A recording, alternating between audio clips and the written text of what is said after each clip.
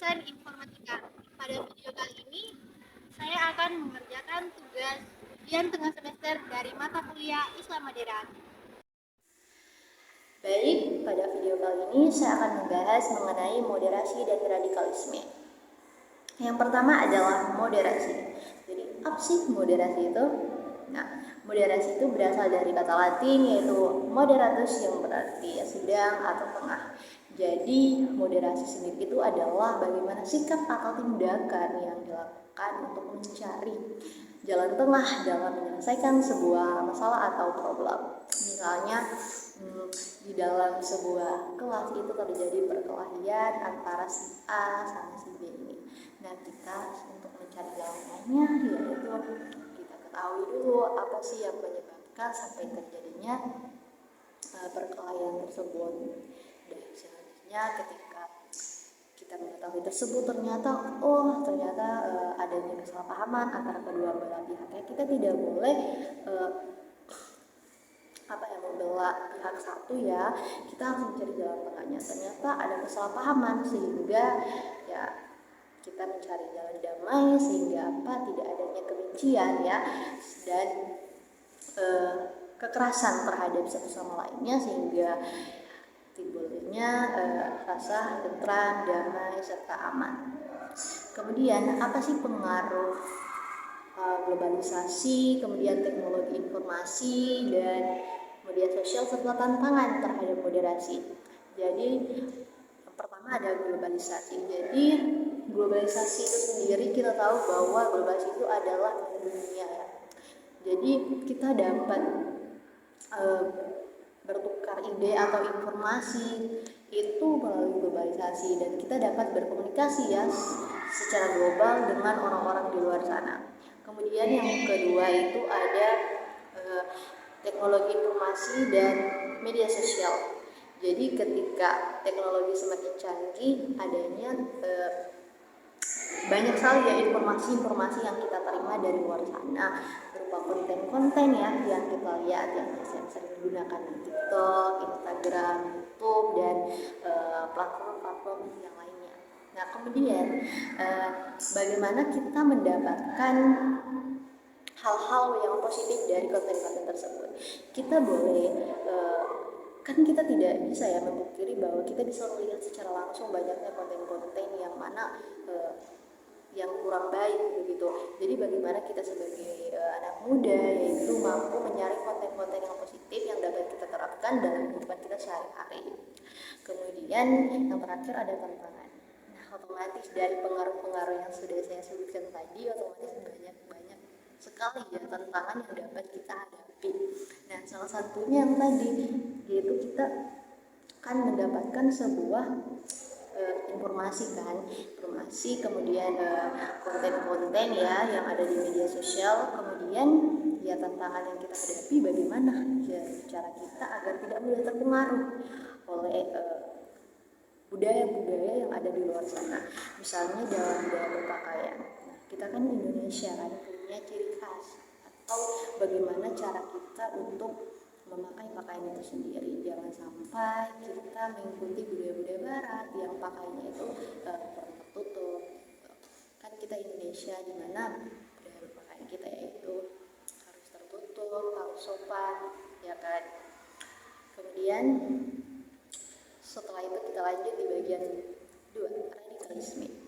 Wah, membahas tentang radikalisme itu adalah hal-hal yang menurut saya sangat seru karena ini menyangkut tentang berbagai kekerasan, intoleransi, diskriminasi yang terjadi ya di sekeliling kita. Yang pertama, radikalisme itu berasal dari kata Latin yaitu radix yang berarti keras. Jadi radikalisme itu sendiri adalah sikap yang ekstrim, kaku dan ingin ketika apa yang dia inginkan itu dapat tercapai, seperti itu. Ketika ingin tersebut tidak dapat tercapai, maka dia akan menggunakan kekerasan. Nah, itu dia radikalisme. Jadi otomatis radikalisme ini mempunyai banyak dampak di dalam kehidupan sehari-hari. Yang pertama itu meningkatnya intoleransi dan diskriminasi. Jadi radikalisme ini ketika dia mempromosikan ideologinya yang berupa kebencian dan mendiskriminasi kelompok lain, misalnya berupa agama, ras, etnis, ya kan.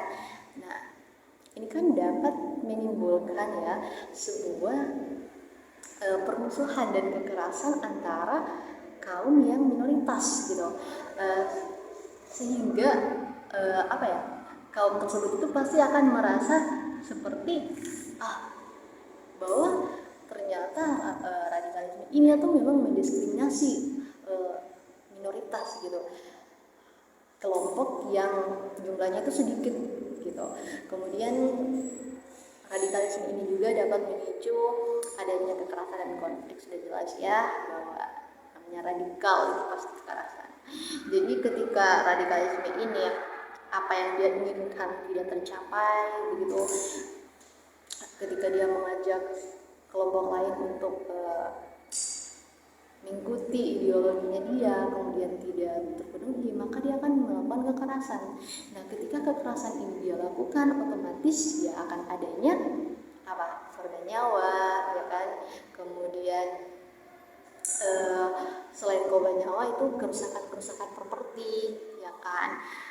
Dimana sehingga masyarakat itu merasa bahwa sekejam itu ya radikalisme itu, ketika apa yang mereka inginkan itu ketika tidak tercapai ya mereka menggunakan kekerasan seperti itu. Kemudian lanjut itu adanya kurang kepercayaan publik terhadap demokrasi. Jadi sudah jelas ya ketika radikalisme itu merajalela, otomatis masyarakat itu merasa bahwa demokrasi atau sistem pemerintahan itu tidak melindungi hak-hak mereka, karena kan masyarakat itu kan harus merasa aman, tentram, ya, damai gitu di lingkungannya. Tetapi ketika adanya radikalisme ini merajalela, kenapa sistem pemerintahan itu tidak menjaga atau keamanan mereka itu, hak-hak mereka itu dijaga itu terhadap pemerintah. Maka dari itu biasa itu ada timbulnya perpindahan penduduk dari tempat satu ke tempat lain, karena adanya rasa tidak aman terhadap tempat tersebut, mungkin yang sudah ada ya radikalismenya di dalam situ, sehingga mereka itu ingin pindah tempat seperti itu, teman-teman. Jadi dari apa yang saya sampaikan, dari moderasi dan radikalisme itu sangat penting ya dalam kehidupan sehari-hari kita, yaitu bagaimana yang pertama moderasi, cara kita untuk menyelesaikan segala sesuatu itu harus mencari jalan tengah. Intinya kita tidak boleh membelah pihak satu atau membelah pihak lainnya, yaitu atau mencari menyelesaikan sebuah masalah itu dengan sebuah kekerasan. Itu adalah salah satu hal yang seharusnya tidak kita lakukan. Kemudian bagaimana tantangan dari moderasi itu sendiri kita bisa lihat. Kemudian bagaimana cara kita juga untuk bisa menghadapi tantangan-tantangan tersebut, yaitu dengan cara menerapkan hal-hal positif yang kita dapat di media-media sosial. Kemudian cinta tanah air juga penting, agar agar kita tahu bahwa inilah Indonesia dengan budaya-budayanya. Kemudian yang terakhir yang tadi radikalisme, yaitu bagaimana ya radikalisme itu merajalela sehingga banyaknya ya orang-orang sekitar yang merasa tidak aman, ya kan.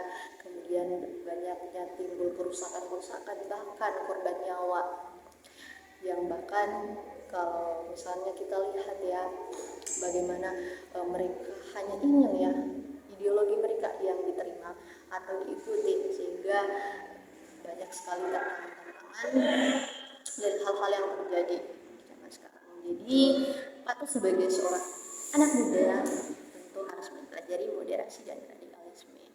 So ini yang dapat saya sampaikan, kurang dan lebihnya saya mohon maaf, dan terima kasih sudah menonton video saya. Wabillahi taufiq wal hidayah. Wassalamualaikum warahmatullahi wabarakatuh.